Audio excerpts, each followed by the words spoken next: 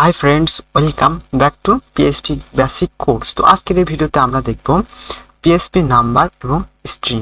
আর PSP স্ট্রিংটা কি? What is string? String is a sequence of character.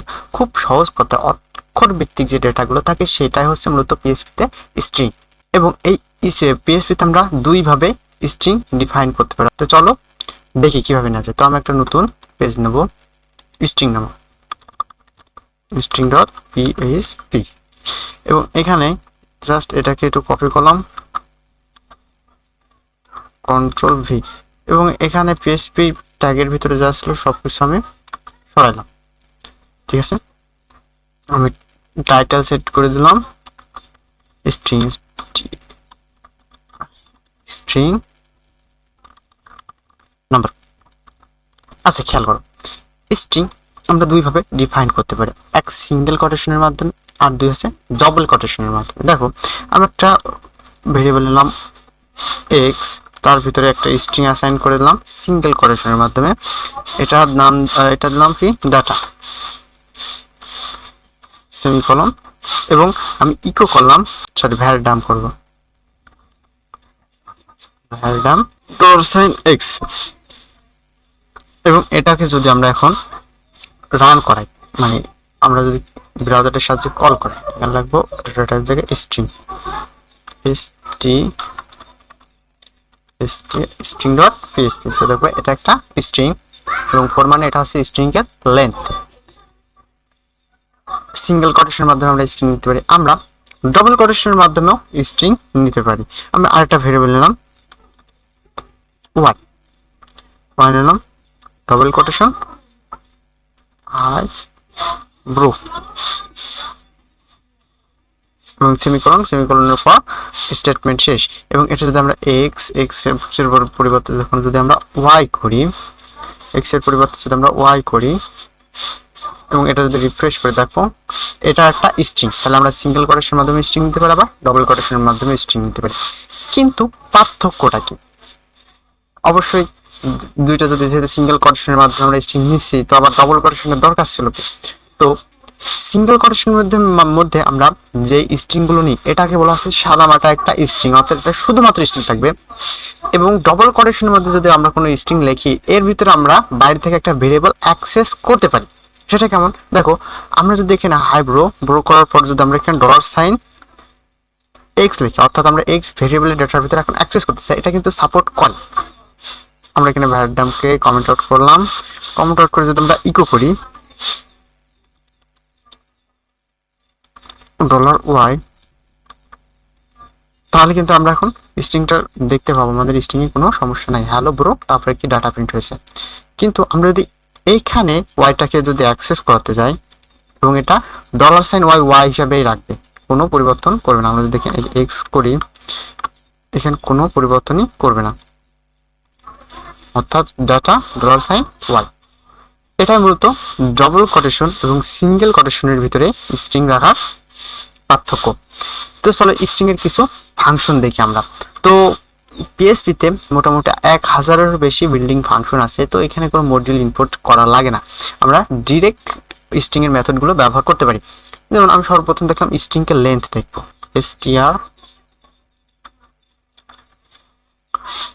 String length x যদি দিই, তারপর এটাকে সেভ করে দেবো। সরি, স্ট্রিং ট্রাইন, এটা স্ট্রিং লেন্থ হবে, str লেন, len লেন। এবার ঠিক আছে, মানে আমার ফাংশনের নাম আমি ভুলে গেছিলাম। আমি যদি এখন লিখি, দেখো 7, আমার প্রথম যে স্ট্রিংটা ছিল তার লেন্থ হলো 7।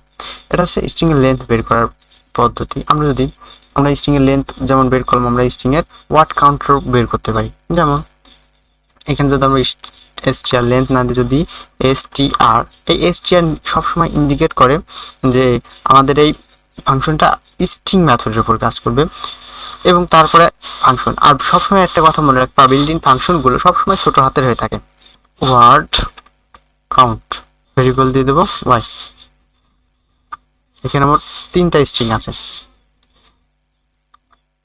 সরি 4টা স্ট্রিং আছে, মানে 4টা ওয়ার্ড আছে, কোনটা আই আছে, ব্রো আছে, এবং এক্স, এবং এই $সাইনটা, মোট 4টা। আমরা যদি এক্সটাকে এখান থেকে হাঁটাই তাহলে কি 2টা পাবো। তাহলে এখানে মোট ওয়ার্ড আছে কয়টা? 2টা ওয়ার্ড। তো এটা হলো ওয়ার্ড কাউন্ট, মানে ওয়ার্ড কাউন্ট। তারপর আমরা একটা মেথড দেখতে পাই, সেটা হলো স্ট্রিং কন্টেইনস, অর্থাৎ একটা স্ট্রিং একটা স্পেসিফিক কন্টেন্ট মানে স্পেসিফিক ওয়ার্ডকে বা স্পেসিফিক ক্যারেক্টারকে বহন করে কিনা সেটা। এবার আমরা দেখব আমাদের যদি একটা স্পেসিফিক স্ট্রিং এর ভিতরে যদি একটা নির্দিষ্ট ডেটা থেকে থাকে তাহলে সেটা কিভাবে থাকে। তো আমরা এটাকে কমেন্ট আউট করলাম, ভ্যারটামকে আনকমেন্ট করলাম, করার পর আমরা এখানে একটা ফাংশন লিখবো। ফাংশনটা হচ্ছে কি string str underscore contain content, যেটা যে প্রথম প্যারামিটারটা নেবে, প্রথম প্যারামিটারটা নিবে সেটা হলো আমার স্ট্রিংটা নেবে, আমার মেন স্ট্রিংটা। তো আমরা ডলার সাইন দেবো, ওয়াইকে দিলাম।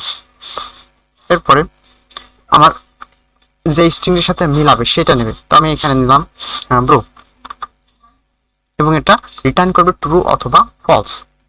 যদি আমরা এখন এটাকে কল করি এটা অবশ্যই ট্রু রিটার্ন করবে, কারণ আমার ব্রো এর ভিতরে আছে। আমরা যদি এখানে ব্রো 1 দিতাম তাহলে কিন্তু ব্রো 1 কিন্তু নাই, এখন এটা ফলস রিটার্ন দেওয়ার কথা, এটা কি ফলস রিটার্ন দিছে। আচ্ছা, এরপর আমরা দেখবো স্ট্রিং রিপ্লেস, অর্থাৎ একটা স্ট্রিংকে আমরা আরেকটা স্ট্রিং দ্বারা কিভাবে রিপ্লেস করতে পারি। তো এখানে দেখো আমি কি করলাম, স্ট্রিং কন্টেন্টসটাকে হারানোর পর এখানে লাগবে স্টার স্ট্রিং, অর্থাৎ এটা একটা স্ট্রিং মেথড স্ট্রিং রিপ্লেস আর রিপ। তো প্রথম ক্যারেক্টার দেব ব্রো, দ্বিতীয় প্যারামিটারটা দেব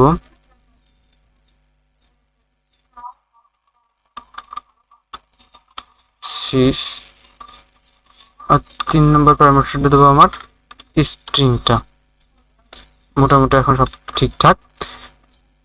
এখন যদি আমি কল করে দেখো এখানে হাই ব্রো ছিল, এখন ব্রোটা কি চেঞ্জ হয়ে হাই সিস হয়ে গেছে, অর্থাৎ সিস্টেম।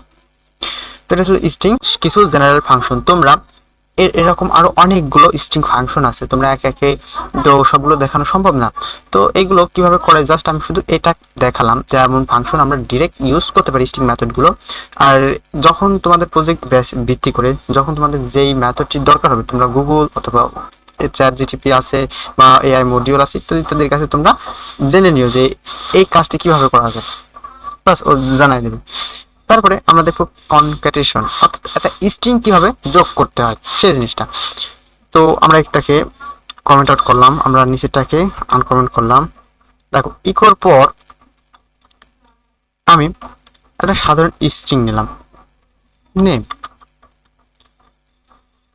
ইজ, তারপর কি আমরা এখন এই স্ট্রিং এর সাথে আরো কিছু যোগ করবো। তো স্ট্রিং এর যোগ মানে কনক্যাটিনেশন করা হয় ডট অপারেটরের মাধ্যমে। তো এই ডট মানে স্ট্রিং কনক্যাটিনেশন, মানে স্ট্রিংকে যোগ করবে। তারপর আমি দিলাম ডলার সাইন এক্স, অথবা আমরা কোনো একটা স্ট্রিংও নিতে পারতাম। যদি নিয়ে আমি এটাকে যদি এখন রান করে তো দেখো এখন নেম ইজ, তারপর কি আমার ডাটা ইজ মানে অর্থাৎ এক্স এর ভ্যালুকে আমার কি যোগ করেছে এবং কোনো স্পেস ভিতরে রাখি নাই। তাহলে আমরা কনক্যাটিনেশন করি কি দিয়ে, ডট অপারেটর দিয়ে, এটা মনে রাখবা। তারপরে আমরা দেখবো number, what is number in PHP. পিএইচপিতে নাম্বার হলো একটা ডেটা টাইপ, যেমন 1 2 3 4 5 6 এগুলো ক্যারেক্টার নাম্বার না। তো এটাই বাস পিএইচপিতে নাম্বার। পিএইচপিতে মোট 5 ধরনের নাম্বারকে কাউন্ট করা হয়। তো এগুলো আছে ইন্টিজার, ফ্লোট, নিউমেরিক মানে টেক্সট ভিত্তিক, যেমন স্ট্রিং আকারে যেমন থাকে 5 এগুলো। এবং আরেকটা আছে না আছে নট এ নাম্বার, আরেকটা আছে ইনফিনিট। ইনফিনিট মানে কি অসীম, অর্থাৎ আমাদের মেমোরি অ্যাড্রেসটা একটা লিমিটেশন আছে, এই লিমিটেশন পরে কিন্তু নাম্বার ধারণ করতে পারেন। তো এই জাতীয় নাম্বারকে বলা আছে infinite.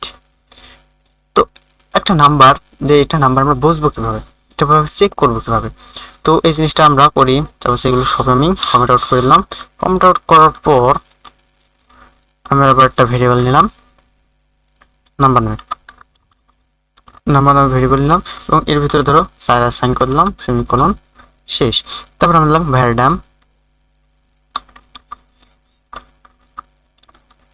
Is int. Is int মানে কি, এটা কি ইন্টিজার নাম্বার, এমন ভাবে ইজ ইন্ট মানে হলো এটা কি ইন্টিজার কিনা। যদি ইন্টিজার নাম্বার হয়ে থাকে তাহলে এটা ট্রু রিটার্ন করবে, আর নাহলে এটা ফলস রিটার্ন করবে। তো আমি ডলার সাইন দিলাম নাম্বার। অবশ্যই স্যার একটা ইন্টিজার নাম্বার, সুতরাং এটা ট্রু রিটার্ন করার কথা। আমরা এটাকে কল করি তো এটা ট্রু রিটার্ন করলো, ঠিক আছে। এটা যদি আমরা ফ্লোটিং ভ্যালু দিতাম, পয়েন্ট লাগাই কিছু 2 দিলাম, যদি 4.2 দিতাম তাহলে এটা কিন্তু ফলস রিটার্ন করতো। ঠিক যেমন ইজ ইন্ট হয়, তেমন ইজ ফ্লট হয়, ইটস নাম্বার হয়, ফ্লট হয়, একটি ফ্লট হয়,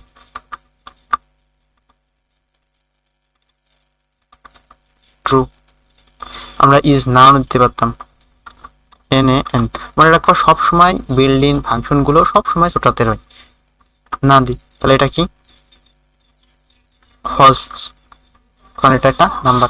আমরা যদি এখানে নাম্বার না দিয়ে যদি স্ট্রিং আকারে যদি দিই ফলস, অর্থাৎ এটাও নাম্বার না, এটা স্ট্রিং, এরা টাইপকে রিটার্ন করছে। এরপর আমরা দেখব কিছু ম্যাথের ফাংশন, যেমন তো আমরা এখানে পাই নেব, তো এটাকে কমেন্ট আউট করলাম, আমরা ইকো লিখবো ইসি ইকো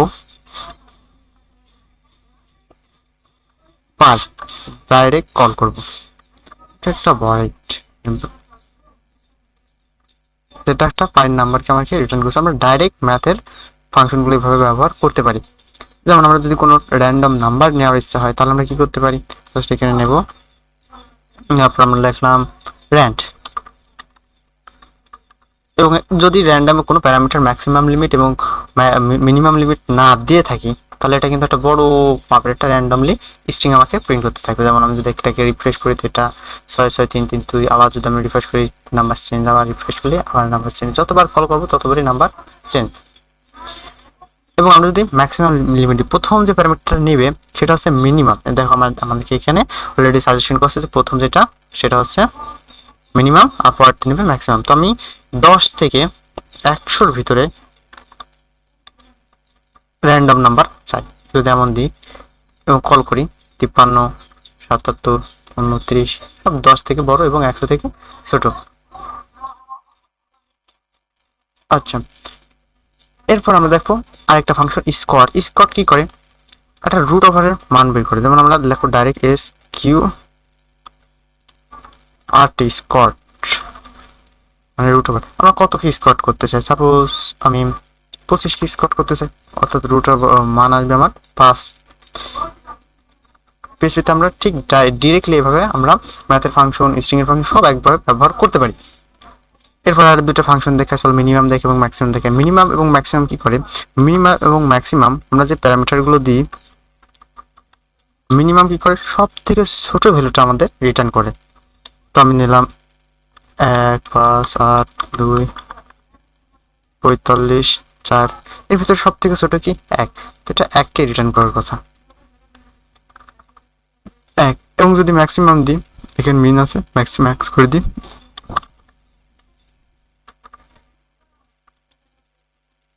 এখানে সব থেকে বড় ভ্যালুটা আমার কি রিটার্ন করলো।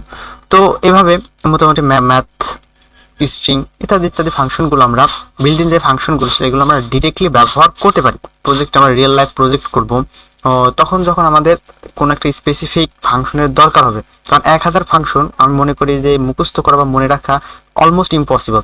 আমাদের যখন যেটা দরকার হবে, আমাদের পিএইচপি ডকুমেন্টেশন আছে বা ইন্টারনেট আছে, আমরা এর সাহায্যে আমাদের যখন যে ফাংশনটা দরকার আমরা তখন সেই ফাংশনটা ইউজ করব।